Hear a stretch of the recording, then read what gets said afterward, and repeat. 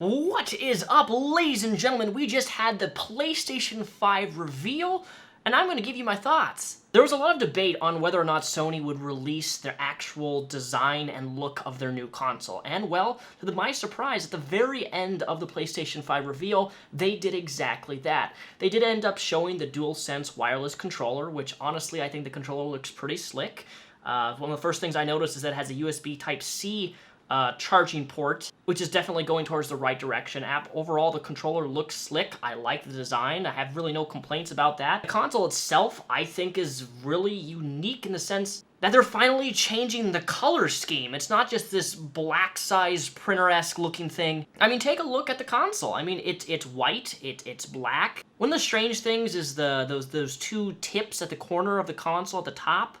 They kind of remind me of like cat ears. They're kind of pokey. But I also feel like this console kind of gives me like an Alienware feel vibe. And I'm not the biggest fan of Alienware computers, but hey, at least the controller doesn't look like a banana. At least the console doesn't look like a giant-sized microwave or refrigerator. I mean, I think it looks cool. Now, obviously, there was no price point given here. One of the first games that really made me interested in this was the new Ratchet Clank Rift Apart announcement. Now, it's been a while since we've had a good Ratchet Clank game. Now, they did actually show gameplay of this, which I really appreciate. I wish more game companies would actually show gameplay of the game that they're actually showing, rather than just do a cinematic video. I think it gives you a lot more feel on what we can expect in these types of games when we can actually see gameplay of it. And I'm going to be honest, I was a bit shocked by this. This is like, wow. On a technological hardware level, the amount of particle effects that's happening here, just take a look at this, of everything that's flying around is just, it's almost overwhelming for me, at least. The amount of detail and things happening on screen, the particle effects, the reflections, the little pieces of things flying everywhere is something that, in my personal opinion, is really, really impressive. I keep hearing rumors that perhaps this console is going to be as powerful as a standardized $700 to $800, $900 gaming PC, and if that's the case, that's some really impressive specs, especially for a console. We also got an interesting trailer called Stray, where apparently you're kind of like this stray cat, and it looks really, really unique. I love the art, I love the style. I don't know if this was actual gameplay or if it was a cinematic trailer, but it definitely looks fascinating. We have a brand new franchise called Returnal, a third-person action-adventure, maybe kind of horror-esque, where this girl's like on this time loop and she's keep going back and forth, back and forth. We did see a little bit of glimpse of gameplay, which looks really, really cool. I definitely like third-person action-adventure games, and it's always risky taking a new jump into a new franchise of a video game that's standalone with no attachment to previous franchises. We also got a new announcement for Sackboy: A Big Adventure, which looks like it's going to be 4-player co-op. I still remember when the first Little Big Planet launched. That was such a fun game to play with friends. You can't go wrong with a game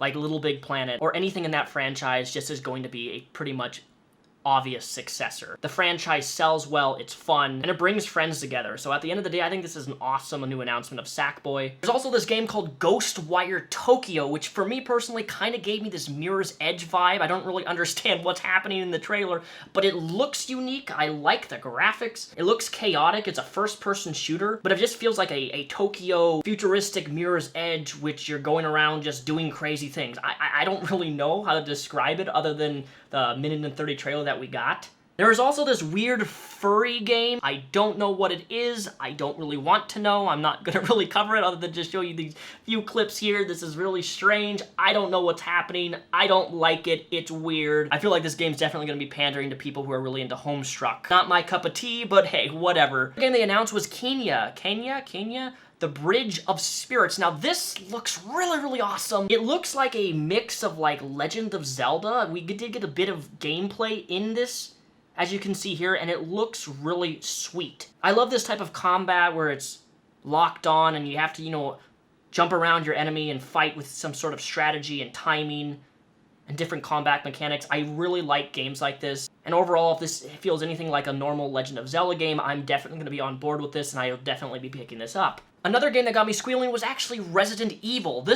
I didn't expect this. I saw this title, Village, and my first thought was going to be maybe a Silent Hill game. But no, it's a new Resident Evil title. It ends with Chris at the very end clip, and I was just like, wow, what's happening? I'm a big Resident Evil fan. I've been playing the franchise since the very first game, and I really enjoyed number 7. So where this is going, I don't know, but I'm going to be looking forward to it, as I assume many, many other people are themselves. We also got a trailer for a game called death loop. There's a lot of gameplay in this, and one of the most common things that I felt that this game was reflective of, since it is made by Arcane Studios, is that it's had a really big Dishonored vibe. In fact, some of the gameplay that you see in Deathloop looks identical to that of Dishonored, which would make sense, considering that the same company that made Dishonored also is working on this game. At the end of the day, it looks awesome. I love first-person shooters. It's one of my favorite genres of game. I just hope that with this game, the campaign isn't only 5.5 hours in length, because that was one of my biggest critiques of Dishonored itself, is that I beat the game in less than 6 hours just casually playing through, and I wasn't trying to rush it. Just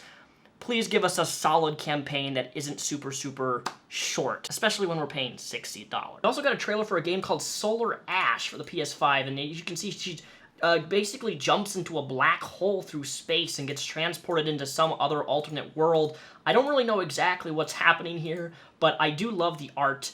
And one of the things that I'm noticing a lot of these games, and I'm not covering every single game, but a lot of these games that are actually being showcased here seem to be from indie developers, which is really cool because I love the indie game industry of making really unique single-player experience type games where they just kind of do whatever they want and they explore and create their own universe for everybody to dive themselves into. I love that stuff, and from a lot of the trailers, a lot of the games that were showcased that I'm not showcasing in this video, but there's a lot of cool indie games that were shown here.